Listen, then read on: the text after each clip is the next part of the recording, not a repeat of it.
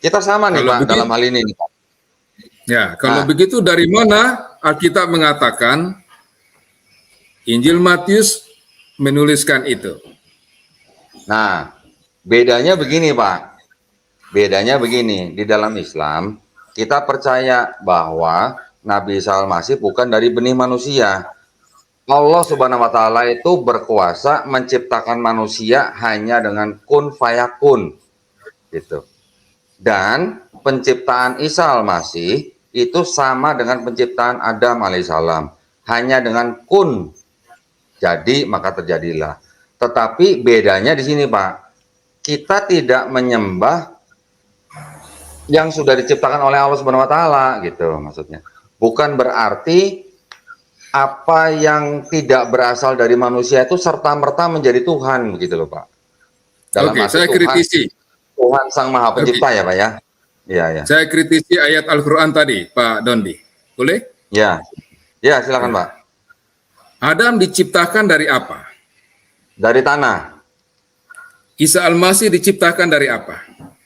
Tidak dari apa-apa, hanya dengan kun. Jadi beda kan? Kunnya sama kan, Pak? Kunnya sama, kunnya sama. Iya. Materinya Makanya, beda kan? bukan. Materinya Yang beda. yang ditekankan di dalam ayat itu kan bukan materinya, Pak. Tapi kan dengan kunnya itu. Oke, kunnya sama, materinya beda Iya. kan? Iya, itu Iya, sudah. tidak bicara dengan materinya, Pak, gitu. Maksudnya di Iya. dalam Oke. ayat itu adalah Allah Subhanahu wa taala tuh berkuasa, Pak, menciptakan Isa tidak dari apa-apa hanya dengan kun. Sama juga menciptakan Adam hanya dari tanah juga dengan kun. Artinya berarti yang disamakan adalah kunnya, Pak. Ya. Saya paham itu Pak Dondi. Jadi Ya. Pak Dondi menggunakan kata menciptakan, kami sebagai Kristen menggunakan kata menjadi. Itu bedanya, Pak. Menciptakan itu berarti dari yang tidak ada, menjadi itu berarti dari yang sudah ada. Itu bedanya, Pak Dondi. Oke. Kalau Bapak menggunakan kata menjadi, itu kan berarti kan inkarnasi ya, Pak ya? Paulus menggunakan istilah inkarnasi, ya. Betul, Pak Dondi. Betul kan? Betul, Kalau inkarnasi, Pak, berarti kan ini Bapak sendiri nih yang turun nih. Bukan. Betul nggak, Pak? Hah? Bukan. Firman Apa? yang menjadi. Firman yang berinkarnasi. Ya, oke, melalui firman. Ya. Sekarang Firman mari kita buka, yang Pak. berinkarnasi. Oke, silakan Pak Dondi. Sekarang kita buka John 1:1 ya, Pak ya? Iya, silakan Pak Dondi. Pak Dondi boleh kritisi habis Alkitab saya, bebas Pak Dondi. Lah kan kita ngobrol nih, Pak. Kan kita ngobrol nih. Ngobrol ya, boleh. Ya. Nah, sebentar saya share dulu, Pak. Air putih aja, Pak. Hangat, Pak ya. Nah, minta tolong.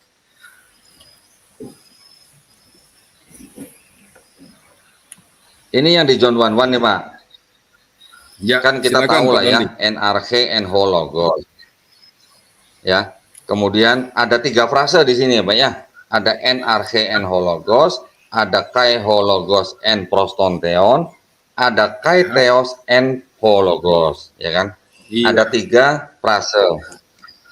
Yang pertama kalau kita perhatikan di sini kata logos atau firman itu kan adanya di akhir frase pertama ya, Pak ya. Kemudian kata logos yang di frase kedua adanya sebelum kata theos. Penerjemahannya itu menggunakan urutan yang sama dengan teks aslinya itu. Jadi kalau ada in the beginning was the word, word-nya di akhir frase pertama dengan kata logos, kemudian ada kai hologos and prostonteon, and the word pertama was with God atau theos, God-nya tetap di belakang. Terus and God was the word. Ya. Ini ada God-nya mengikuti theos di depan, logosnya di belakang diterjemahkan diterjemahkan dengan word. Oke, Pak. Saya ada Oke. 2 poin sebenarnya nih, Pak ya. Kalau di bahasa Indonesia, kalau ngikutin urutan ini ya, Pak ya, ngikutin urutan ini gitu. Harusnya kan pada mulanya adalah firman dan firman itu bersama-sama dengan Allah dan Tuhan adalah firman. Harusnya begitu kan, Pak? Kalau ngeliat begini. Betul nggak, Pak? Dan Allah adalah firman itu. Ya, betul ya, Pak ya, kalau ngikutin ini ya, Pak ya. Iya. Ya. Tetapi kenapa dielai dan firman itu adalah Allah gitu loh, Pak.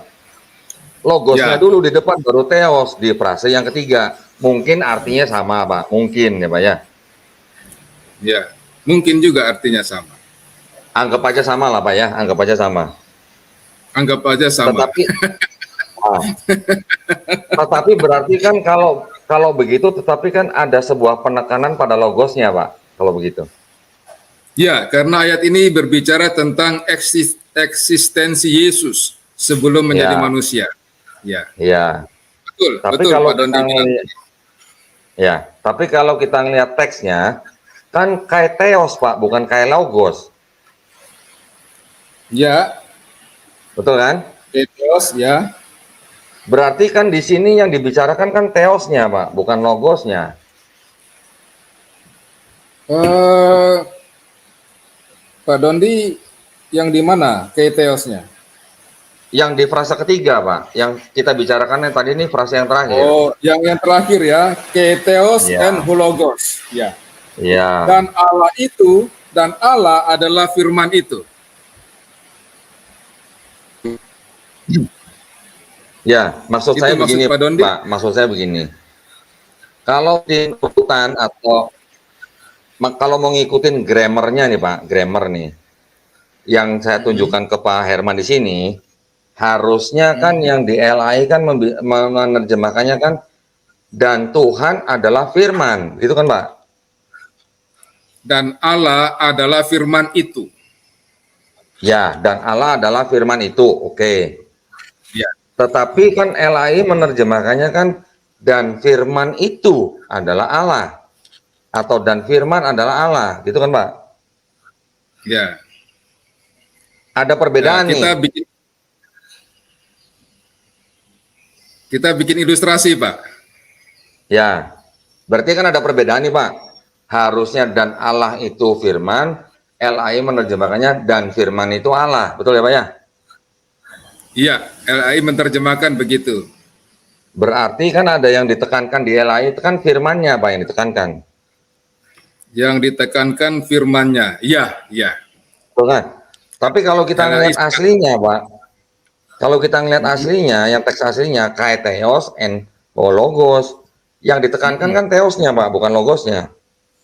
di frase terakhir ya. Iya, iya. Itu seperti begini Pak Don di ilustrasinya. Nah, Itu gimana? berangkat dari sisi kiri, diakhiri, dilanjutkan dari sisi kanan, dan bertemu di tengah. Itu ilustrasinya. Nah, kalau menurut saya tidak begitu, Pak. Ya, silakan Pak Dondi. Nah, kita klik nih, Pak ya. Kita klik ininya nih. Logosnya kita klik nih, Pak ya. 3056 nih, Ya. Pak, kan strongnya kan. Ya, Logos ini, sebentar saya klik, Pak. Nah, ini logos ya. Logos ini kan sebenarnya sebuah term atau istilah yang dipinjam dari filsuf-filsuf Yunani, ya, dari mulai Plato, Philo, yang mana mereka menggunakan kata logos ini, walaupun dengan pemahaman yang sedikit berbeda dengan kekristenan, tetapi logos ini dipakai di dalam gospel, gitu kan. Nah, maksud saya tadi bisa berbedanya begini, Pak. Kata logos ini sebagai firman yang diterjemahkan dalam bahasa Indonesia, ini juga sebenarnya juga bisa menjadi kata kerja gitu maksud saya, Pak. Bisa menjadi kata kerja gitu maksud saya.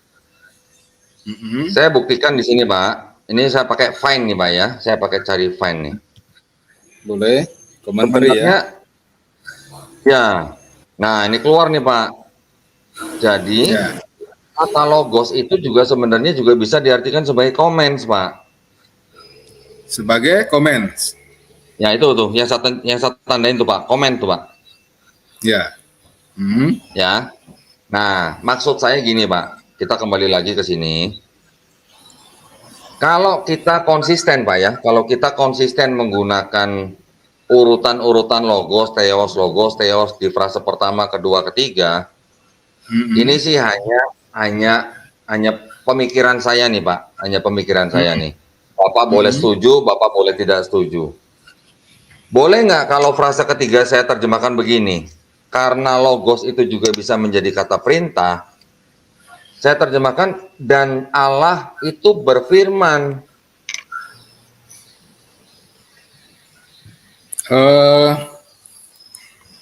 Kalau itu berarti kata kerja ya. Ya. Sedangkan itu kan bukan kata kerja, dia kata benda, noun. Betul. Dia Tapi kan tadi saya nominatif maskulin singular. Ya, betul. Gramatikalnya begitu Pak Dondi. Betul. Tapi kan tadi Ya. sudah saya tunjukkan Pak, logos juga bisa dipakai sebagai kata kerja Pak. Bisa ketika Tuhan berfirman kan itu juga logos. Iya. Iya. Makanya ini kan berarti kan ada kemungkinan gitu loh Pak, ada celah gitu loh. Boleh nggak kalau saya terjemahkan bahwa frase terakhir itu dan Allah itu berfirman gitu. Dan Allah itu berfirman.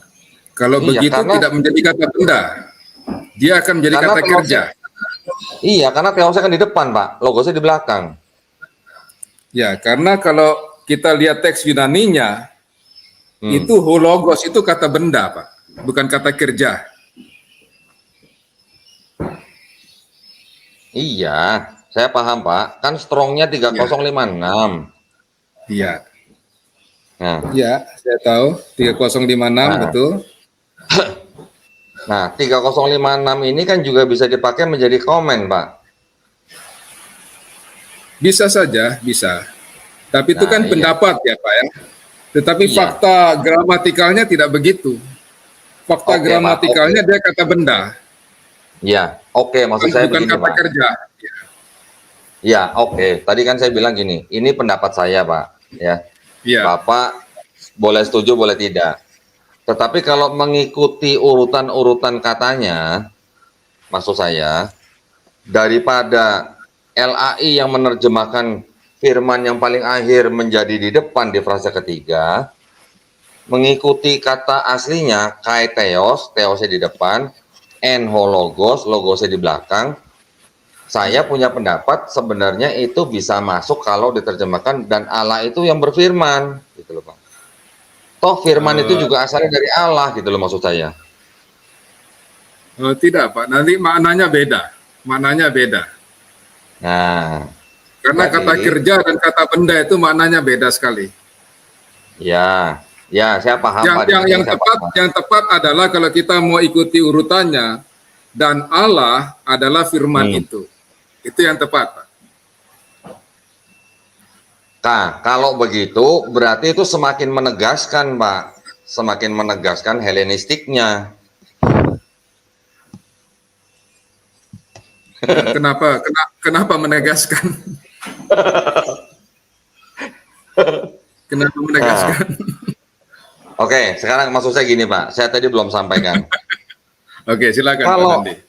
Ya, kalau tadi saya mengartikan ya sesuai dengan urutan-urutannya dan Allah yang berfirman, sedangkan di dalam Islam itu percaya bahwa Isa Al-Masih itu diciptakan juga dengan hanya firman gitu loh Pak.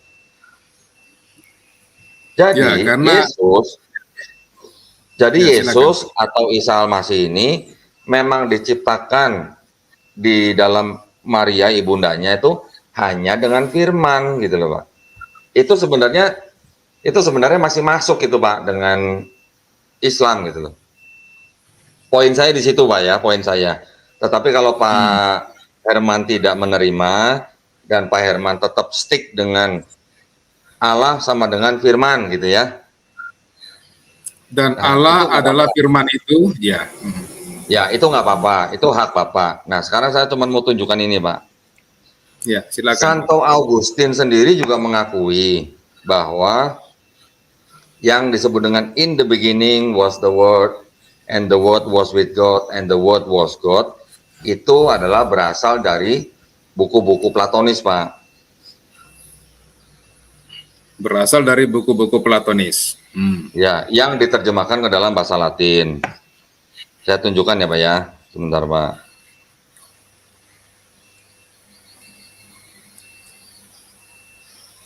Sebentar ya, Pak ya.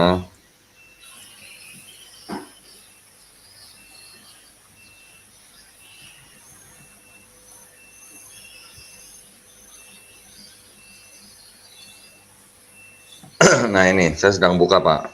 Saya tidak ada buku fisiknya, tapi saya hanya ada PDF-nya. Saya belum Ya. sempat beli bukunya di Amazon.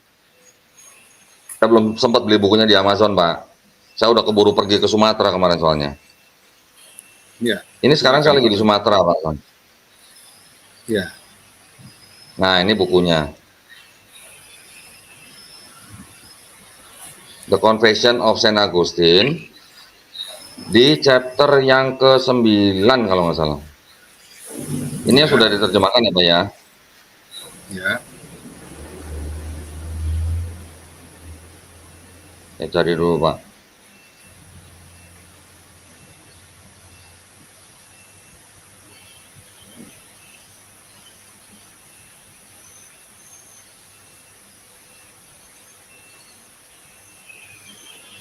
Mana?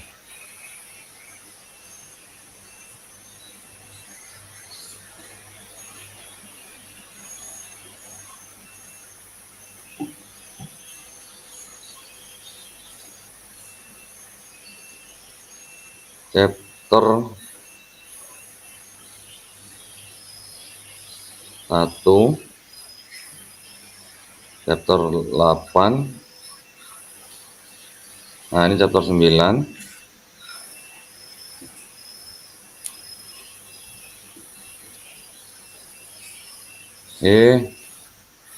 Waktu itu udah saya tandain, kok jadi hilang tandanya ini.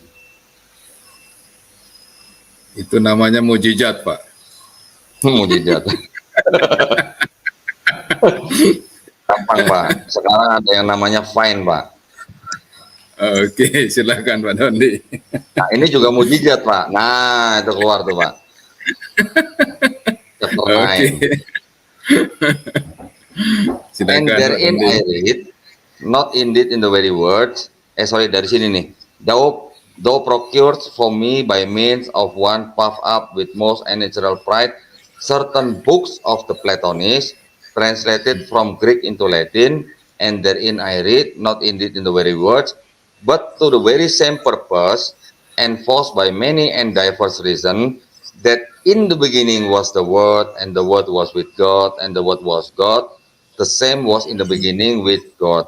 All things were made by him, and without him was nothing made that which was made by him in his life. And the life was with the light of man. And the light shine in the darkness, and the darkness comprehended it not. Nah, ini bukti, Pak, bahwa walaupun tidak dengan kata-kata yang sama, tetapi Ya. dengan dengan alasan yang sama dan tujuan yang sama itu berasal dari buku-buku Platonis begitu loh, Pak. Nah, Platonis itu ya tentu saja kita tahu itu adalah memang bagian daripada Hellenistic tradition yang dibawa oleh penjajah Romawi ke Mesir, ke Palestina gitu-gitu, Pak. Ini adalah penguatan atau bukti penguat daripada yang disebutkan di dalam Bible Gateway tadi, yang di New American Bible Revised Edition, bahwa John 1:1 itu sampai ke 18 itu adalah adopsi Hellenistic filosofi ke dalam gospel, gitu, Pak. Terus poinnya di mana, Pak Dondi? Nah, poinnya, apakah Bapak tidak sadar gitu kalau Bapak selama ini mengikuti paham Hellenistik? Oh, itu karena Pak Dondi mengemukakan ada kemirikapan menurut Saint Augustine ya? Bukan kemiripan, Pak. Apa ya? Pengadopsian ya, dengan the very same reason gitu, Pak. Ya, itu menurut Saint Augustine ya? Ya. Iya, Pak. Iya, Pak. Tapi menurut penulis Injil Yohanes, apakah demikian? Nah, kan tadi di Agustin dibilang begitu, Pak. Walaupun tidak dengan kata-kata yang sama, tetapi dengan many many same reason and diverse reason. Nah, kata-kata itu sama gitu loh, Pak. Kalimat itu sama, maksudnya pemahamannya itu sama. Jadi kan tadi saya bilang bahwa John 1:1 to 9 to 18 itu adalah adopsi daripada Hellenistic filosofi yang dimulai yang berasal dari Plato, Philo, dipinjam di dalam gospel, diadopsi gitu loh, Pak. Iya, itu kan menurut Saint Augustine toh. Iya, menurut menurut Saint Augustine dan menurut Bible Gateway, Pak. Menurut Bible Gateway. Menurut kalau menurut New American Bible Revised Edition gitu. Kalau menurut penulis juga begitu. Ya, kalau menurut penulis Injil Yohanes apakah begitu? Nah, yang menulis Injil Yohanes siapa, Pak? Nah, makanya saya tanya Pak Dondi. Pak Dondi tahu nggak? Sekarang kita lihat. Sekarang kalau menurut Pak Herman, Iya. Kalau menurut Pak Herman, penulisnya Gospel Yohanes siapa, Pak? Apakah Yohanes Zebedeus atau bukan? Menurut saya adalah Yohanes Zebedeus, murid Tuhan Yesus dari yang 12 itu. Oke, dasar Bapak dari mana? Dasar saya mewarisi sejarah gereja. Sejarah gereja. Oke. Ya. Sekarang saya bukakan ini, Pak. Ini juga gereja, Pak. Jadi saya nggak pakai sumber Islam, Pak. Saya nggak pakai ahli-ahli perjanjian baru yang mungkin dianggap liberal atau apa gitulah. Saya pakai ini aja, Pak ya. Boleh, silakan Pak Dondi. Nah, kita lihat nih Bible nih, Pak. Books of the Bible ya, Pak. Silakan Pak Dondi. Matthew, Mark, Luke, and John ya, Pak. Ya. Nah, ini ada introduction-nya nih. Ya. Ini adalah kira-kiranya adalah pengantar sebelum kita mulai baca John nih, Pak ya. Ya. Ada kalimat begini nih, Pak.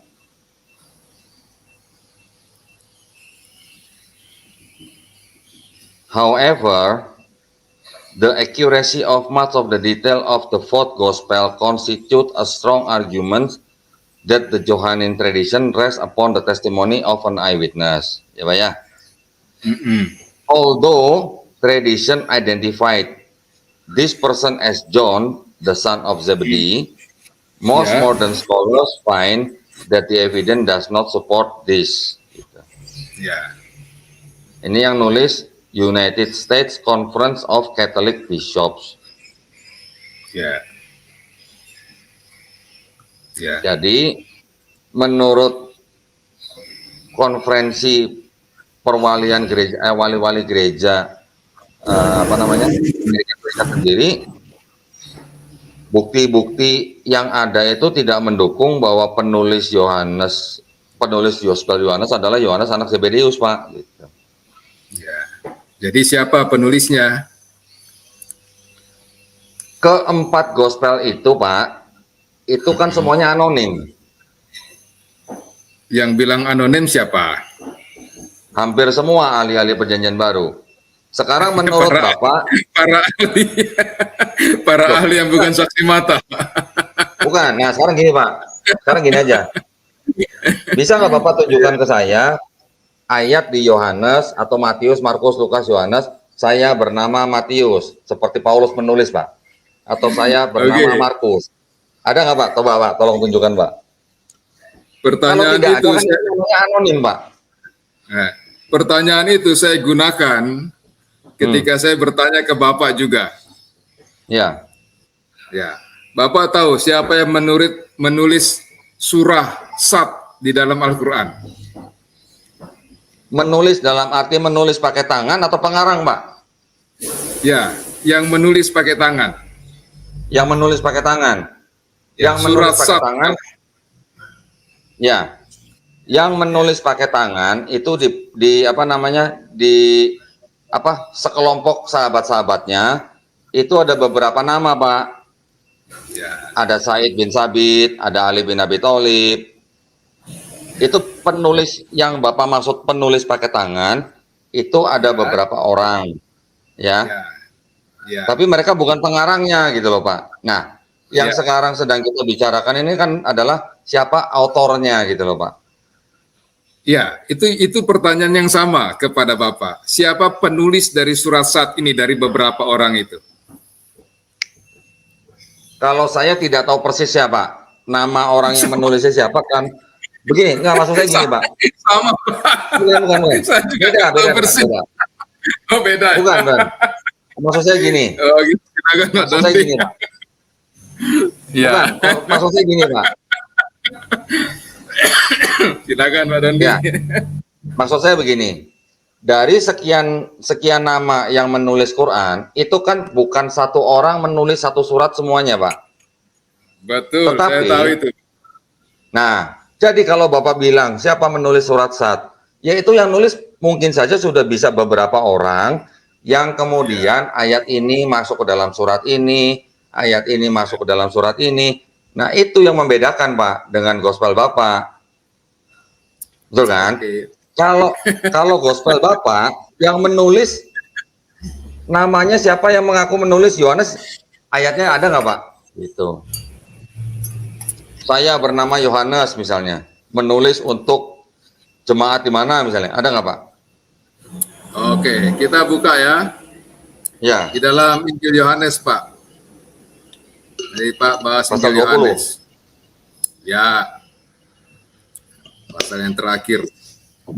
Ya, ayat 24. Ya,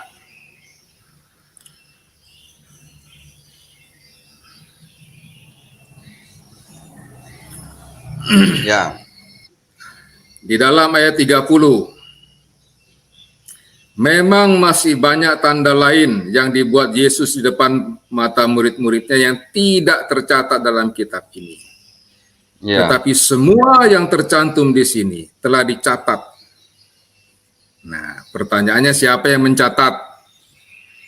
ya, Ayat ini tidak memberitahu siapa. Tetapi yang diberitahu adalah maksudnya. Maksudnya adalah supaya kamu percaya bahwa Yesuslah Mesias Anak Allah dan supaya kamu oleh imanmu memperoleh hidup dalam namanya. ya, Injil Yohanes pasal terakhir ini tidak mencantumkan siapa nama penulisnya. ya. Itu Pak Dondi. Ya. Jadi kalau Jadi- Pak Dondi bilang, ya, silakan. Ya, jadi maksud saya keempat gospel itu kan tidak ada yang menuliskan nama penulisnya ya Pak ya. Iya, Jadi kalau tidak ada nama penulisnya kan itu disebut anonim Pak. Kan begitu? ya, Al-Quran juga anonim, sama saja. Surat-surat itu tidak disebutkan nama penulisnya. Sama-sama anonim, Yang Pak. dimaksud, enggak, yang Bapak sebut anonim ini author atau writer Pak? Writer. Nah, kalau writer ya gimana Pak? Mau ditulis writer, orang itu berasal dari Allah Subhanahu wa taala. Nah, di sini writernya juga nggak ditulis. Siapa penulisnya? Writernya nggak ditulis. Kalau yang saya tanya dari tadi kan autornya, Pak. Autor itu kan pengarang, Pak. Iya. Siapa pengarang Gospel Yohanes? Itu bukan pengarang, Pak. Itu kisah nyata. Jadi penulis yang lebih tepat writernya, bukan autornya. Berarti maksud Bapak writernya sekaligus author gitu? Kalau Pak bilang author, itu berarti kisah yang tidak ada, Pak. Bukan, author itu bukan harus selalu fiktif, Pak. Sekarang pengarang buku, Pak, maksud saya ini. Author itu adalah pengarang buku, writer adalah penulis buku. Author tidak harus selalu menulis, Pak. Tetapi author itu adalah yang memberikan idenya untuk dituangkan dalam bentuk buku, gitu, Pak.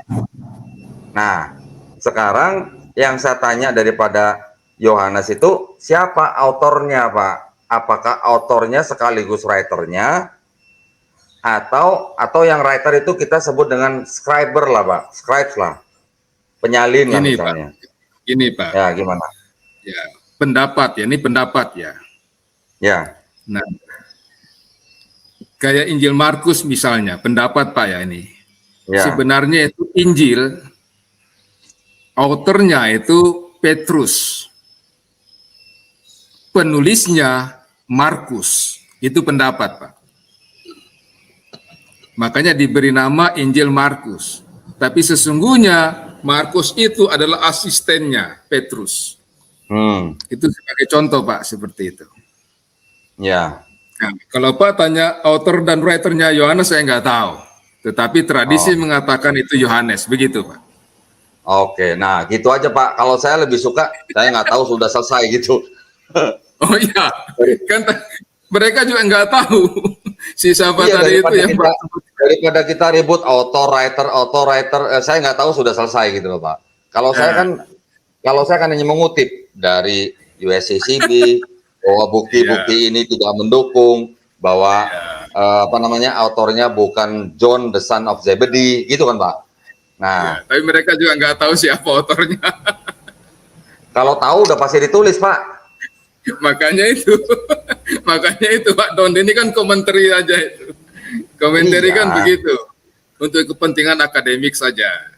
iya. Nah, maksud saya gini Pak. Ini, Maksud maksud saya gini Pak. Nah, kita tinggal lihat misalnya di ya, Kisah Para Rasul nih.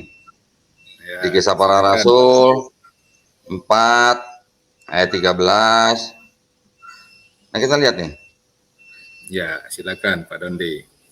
Ketika sidang itu melihat keberanian Petrus dan Yohanes, ini maksudnya Yohanes anak Zebedeus kan Pak ya, dan Ya, Yohanes, mengetahui ya, bahwa keduanya orang biasa dan tidak terpelajar, heranlah mereka dan mereka mengenal keduanya sebagai pengikut Yesus.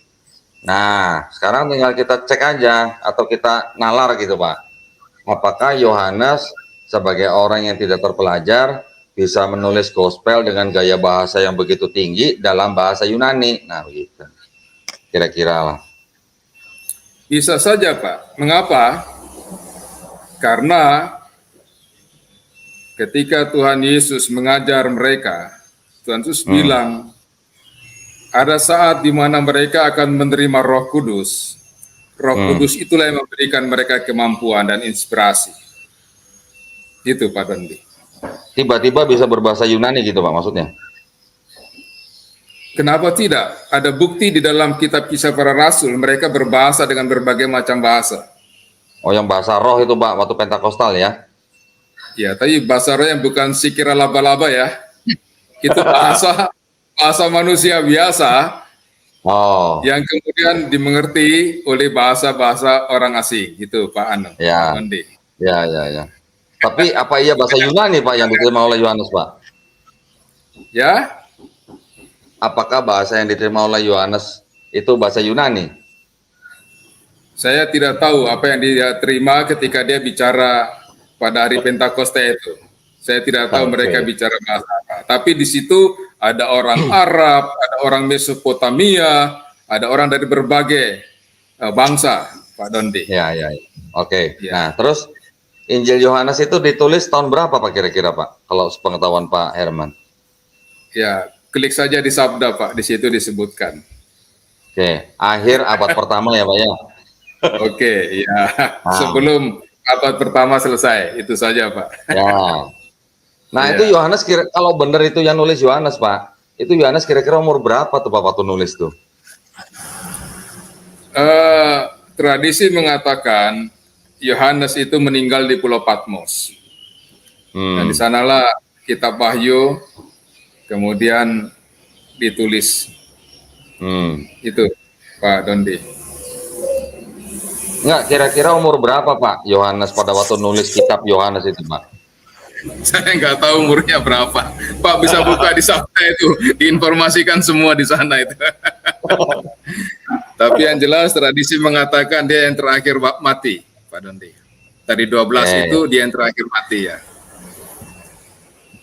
Ada yang ya. bilang sekitar 100 tahun dan sebagainya. Ya, Nggak ditulis Pak di Sabda umur berapa Pak? dari tulis ya. Penulis yang ditulis Yang ditulis cuma tanggal penulisannya aja, 80 sampai 95. Tetapi gini Pak, maksud saya, pada waktu Yohanes masih menjadi murid Yesus, anggaplah kira-kira umur berapa Pak yang paling muda lah? Mungkin antara 15 sampai 20 gitu Pak. Setuju Pak? Pasti lebih ya. Karena Oh lebih? karena Yesusnya sendiri umur 30 ya. Ya, oke lah. Ya, Berarti kalau di pasti atas usia 20, dewasa. Karena untuk menjadi ya, murid kan tradisi Yahudi punya hukumnya itu, Pak Dondi. berarti di atas 20 ya Pak ya? Ya, kira-kira begitulah. Usia dewasa lah. 25? 18 tahun ke atas lah. Oke, anggaplah 20 lah Pak ya. Anggaplah 20 boleh, ya. Nah, 20 waktu Yesus diangkat ketika umur 33 kan Pak? Ya, Berarti udah umur 23. Dianggapnya ditulis tahun 95 Masehi. 30 tahun 33 ke 95 udah beda berapa tahun tuh Pak? 60 sekian. ya, Jadi umurnya Yohanes anak Zebedius pada waktu menulis kitab Yohanes itu umurnya udah hampir 90 tahun Pak. ya. Ya kita pikir aja kira-kira masuk akal nggak gitu. Kan tadi Pak Dondi singgung masalah author dan writer, Pak. Ya, terus? Ya, Oke. itu saja. Kalau Pak Dondi meragukan dia writernya, bisa jadi dia authornya. Nah, berarti kapan di authornya, kapan di writernya gitu, atau kapan di author, kapan di write. Nah itu nanti mungkin lah lebih jauh lagi ya. Itu Tetapi gini pertanyaan Pak, spekulatif. Ya, silakan Pak Dondi.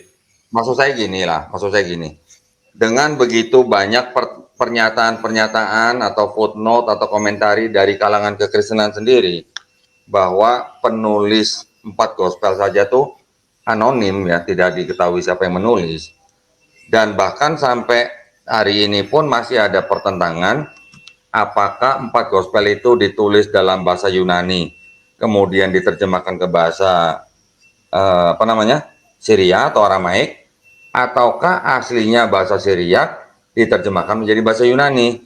Itu saja kan belum selesai itu Pak, iya kan? Saya malah sebenarnya lebih condong menggunakan yang Yunani gitu, karena ahli-ahli perjanjian baru yang sekarang ini tidak banyak membicarakan tentang dalam bahasa Syria gitu loh Pak.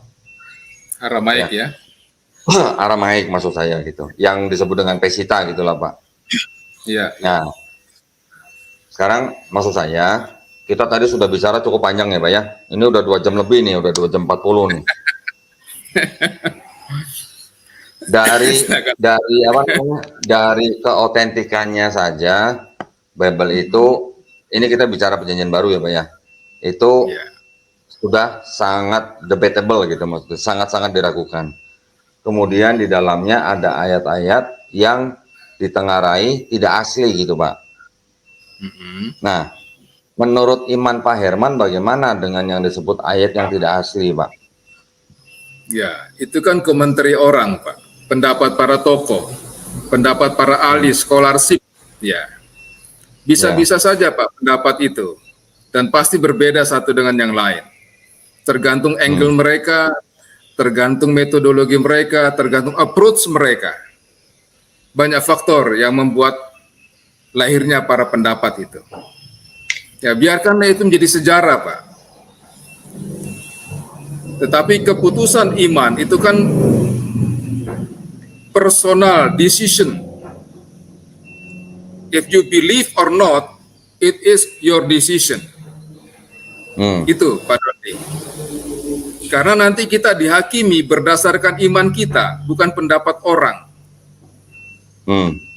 Itu Pak Dondi dari saya. Jadi kan yang bisa mengatakan ayat ini tidak asli itu kan juga bukan orang sembarangan Pak, bukan pendapat tukang daging di pasar gitu loh Pak, maksud saya. Paham? Yang ngomong Saya itu kan paham. juga pasti, iya, kan pasti Paham orang-orang yang berpendidikan yang sangat mendalami Bible itu gitu loh Pak. Iya, Nah, betul Pak Dondi. Iya.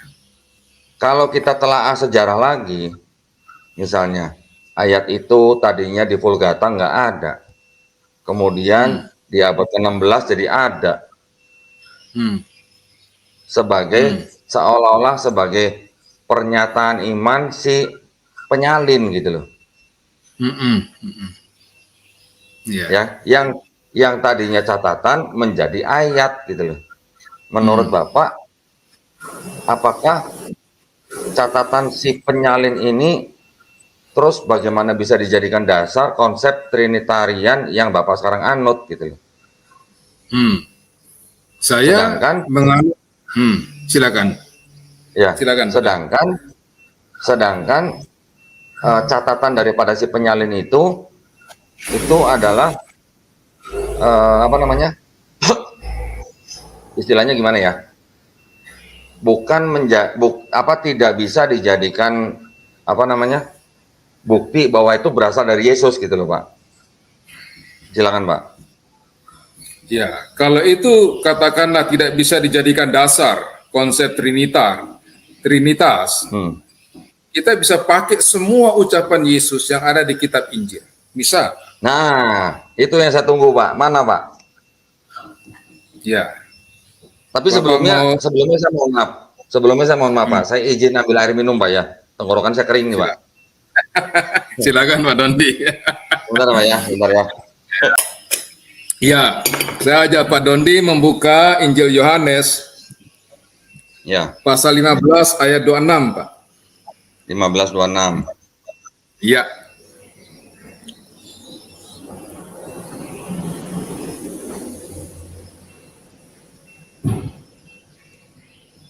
Saya tampilkan ya, Pak ya. ya, silakan Pak Dondi.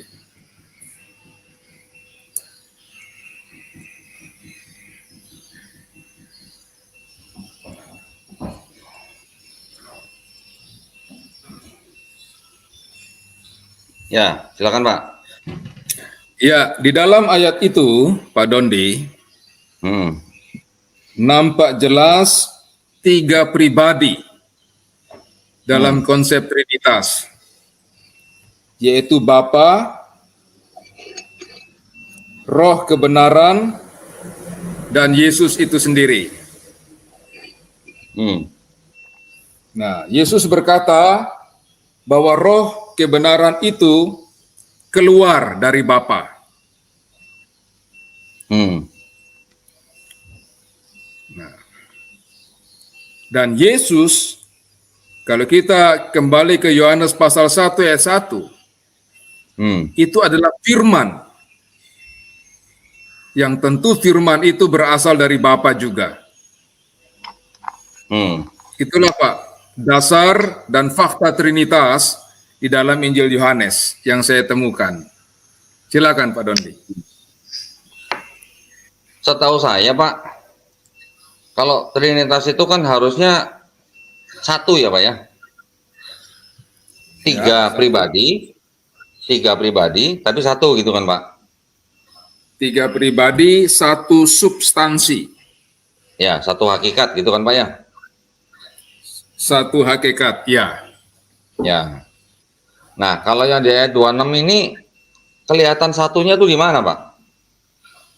kelihatan satu substansinya, Heeh. bahwa Yesus itu adalah firman Bapa, Roh kebenaran adalah roh yang keluar dari Bapa. Itu Pak Dondi. Roh kebenaran ini yang dimaksud adalah Roh Kudus, bukan, Pak? Iya, Parakletos dalam bahasa Yunani. Dia Roh juga kebenaran disebut bukan para yang Parakletos yang penghiburnya, Pak, bukan roh kebenarannya.